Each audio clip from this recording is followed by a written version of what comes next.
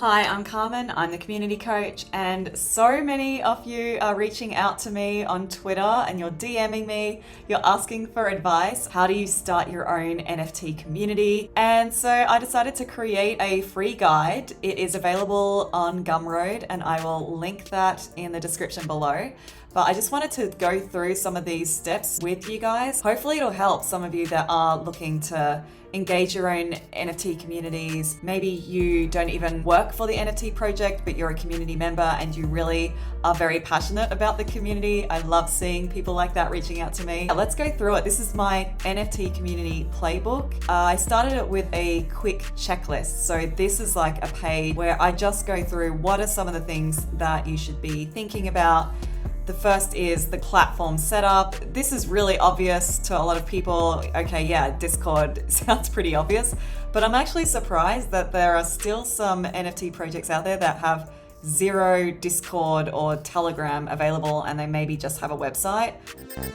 I don't think that's good enough. I really think that you need a community outlet. So Discord, in my opinion, is the bare minimum. I prefer it over Telegram personally, because you can just do a lot more with it. So definitely check out Discord. I also include stuff around branding because branding is really, really important. It is what is going to set you apart from a lot of the other NFT communities there.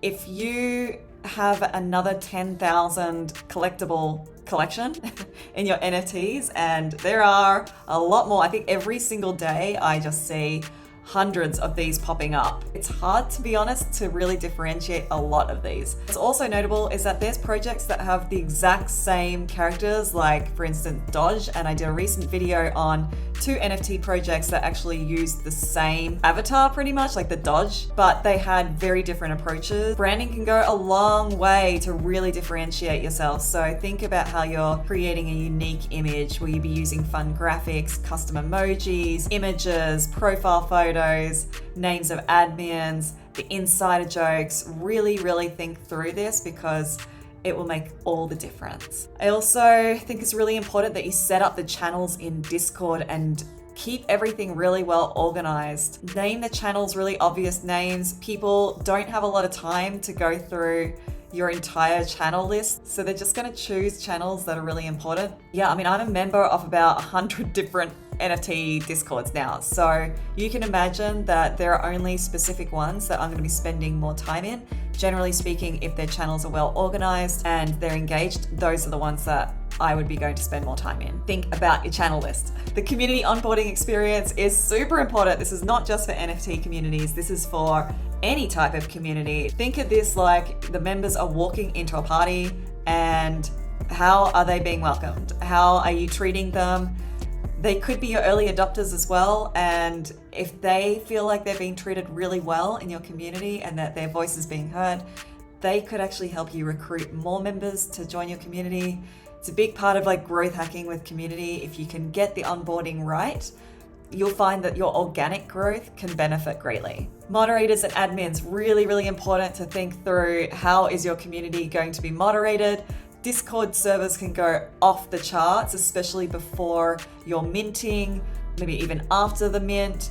There's issues that happen all the time. You will have FUD that spread in your group, which is fear, uncertainty, and doubt for those that aren't in the NFT universe. It is on another level when it comes to NFTs and Discord. I have never seen Discord server chats like go through so quickly in my life besides NFT World. So you really need to be on the ball when it comes to who is moderating, who's going to be the admins, who are kicking out all the spammers and the people that are just putting inappropriate content in your channels, or they're shilling other projects and it's pissing other members off.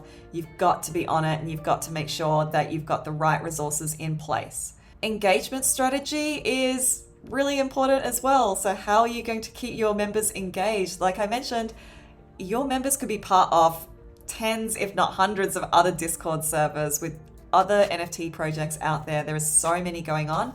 So how are you going to keep their attention? I see a lot of people that tried the whole Twitter giveaway, and to be honest, that's pretty tired now as a format. I see that there's people that are wary of those giveaways because of scammers, and yeah, it's just really important that you think, how are we going to be different? How are we approaching our engagement strategy where members think, oh, wow, I haven't seen this before. I'm excited to participate and be a part of it.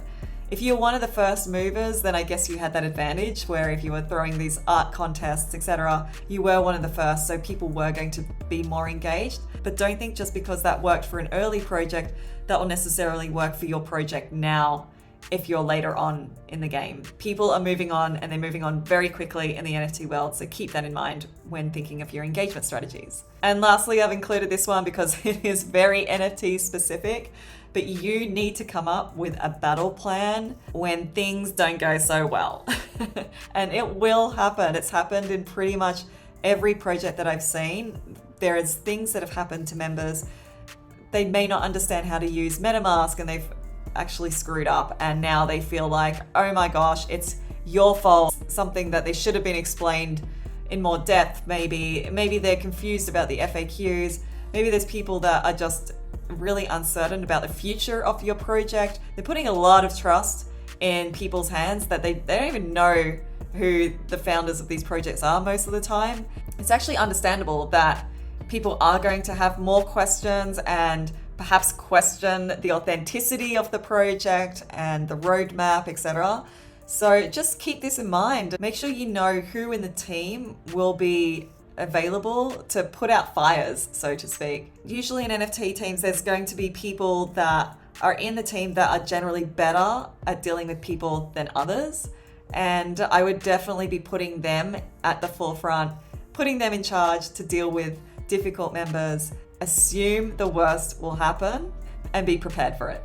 The reason why this is really important is because if you show your members that you are in charge, that you've got a handle of the situation, members will actually become even more loyal to you. If you do need to put out fires, it's not the worst situation that you've had some issues occur in the NFT project. It's really not the end of the world. That's my quick overview of setting up an NFT community.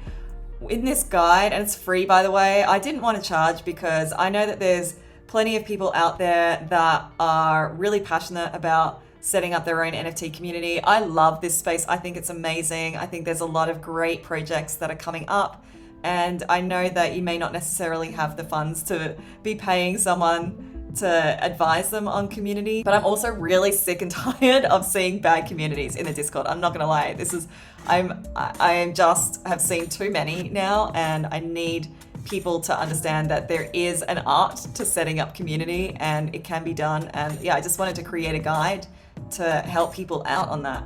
So all those points that I've mentioned, I've actually gone through them in more detail in this guide, even what to include when you're creating your Discord server. I've gone through, here's an ideal list of the channels and just some examples of how other NFT projects have created their Discord server. I've gone through the rules. So house rules are really, really important. And I actually have looked at a lot of NFT projects and found some ones that do it really well when it comes to rules, and bringing it back to the mission of your project is vital. You can spend the time to look through other NFT projects. Totally recommend that, to be honest, but if you don't have the time, then at the very least, I have curated a couple that I think are done really well. And yeah, I mean, check out this one, Cyberkongs. I mentioned them in a previous video and I had to showcase them again because I just love even just the basics around putting in an image that is super on brand. Again, branding really important, and I'm just including some visuals so that you can get a good idea around how other NFT projects have done it that sets them apart. And this is Animetas, this is VFriends, so just more examples. Then I've included some questions that should be included in the FAQ section. I've seen some FAQs that have, to be honest, been questionable, or they just don't include enough questions. They're not comprehensive enough. So I've included some of the very basic questions that you should include. Community onboarding experience, I mentioned how important this was. The very basics about what new members would be looking for when it comes to information. You know, what is your NFT project about? What is the mission? What are the goals? What are the roadmap? You'll be surprised at how many NFT projects don't include a bigger mission or their goals. And yes, the roadmap is amazing, but I want to see a mission. You've got to get your members emotionally involved in your project. So please dig deep, think about your mission. What are you truly trying to accomplish here? And if it's just about making money, then own it and brand it that way. Call yourself, there's the whales, the reckless whales, etc. Own whatever it is that you're trying to do here, and you will find your niche, but include the mission. I talk about bots as well and give you a link for some good bots out there. A lot of the NFT projects use MeBot or ProBot. So yeah, of course you can do your own research and find the one that's right for you. I'm just trying to give you a guide as what do you have to think about when starting your NFT community. Admins and mods, obviously very important. And I wanted to include some tips when thinking about who are the right types of admins and mods for your server. How do you manage them? Got to assign different roles to different people. Think about time zones. I've seen some NFT projects where they've just announced that, oh, we're only in the Australian time zone. So if we don't answer your question the next 12 hours, it's because we're asleep. That's not good enough. That we need to do better than that. Your community is global, whether you like it or not. The NFT world is global. So you need to come up with a contingency plan for that. If you really are struggling, if you're bootstrapping and you're only a couple of people in your project and you're based in the same time zone and there's no way that you're able to cover all the different time zones just because you're a small team, then you have to look into your community and try and find people that are really, really passionate about the project. Think about some ways to motivate them to become moderators, educate them about the project, how you want moderating to happen, but you can find people in your community to help you. I usually go through that in further detail with my clients and we really come up with a strategy. Actually, I prefer you to go and find your future moderators from within the community than outsourcing it. Don't outsource it. I don't think it's worth it. I don't think you should pay people to moderate. I actually find that the best moderators are people that are super passionate about your project. And I talk about that. That's tip 5. There's more details in the guide. I also give some engagement ideas. So I obviously, some of these ideas are probably old by now. Art contests have been done a lot, the general giveaways, lookalike competitions. I think, to be honest, my general tip around this is think creatively and try to tie it into your project as closely as possible and make it as unique as possible as well. If somebody else copied it, it would be really, really obvious that they copied your NFT project. I give some examples for some great NFT communities, and I have another video on YouTube where I go through some of the top communities that I've noticed. I probably will do an update to that video because, to be honest, there's a lot of new NFT communities that have come up since then and a lot of great communities that I'm seeing. Thank you to everybody for their comments as well. I really appreciate the shout outs to communities that you're a part of and you want me to check out. I am looking through those, so thank you, keep them coming. I included a few NFT communities that I noticed are hustling hard. Again, this is a couple of weeks ago, to be honest, that I put those 3 names down. So it had probably already changed since then. If you think your community should be added to that list, comment below and let me know, and I will update this list. I'm gonna finish this video with a quote from Beanie. I really hope this guide will help. It is downloadable. You can share that with all your team members. I want to see some really, really great NFT communities being built. And there's just some real basics that I think need to be covered. So send this over to whoever you think needs to see it. You don't have to pay for this. It is free. And I really hope that this guide does help some of you with building the best NFT community possible. Thanks for watching my video and make sure you like and subscribe. See you next time.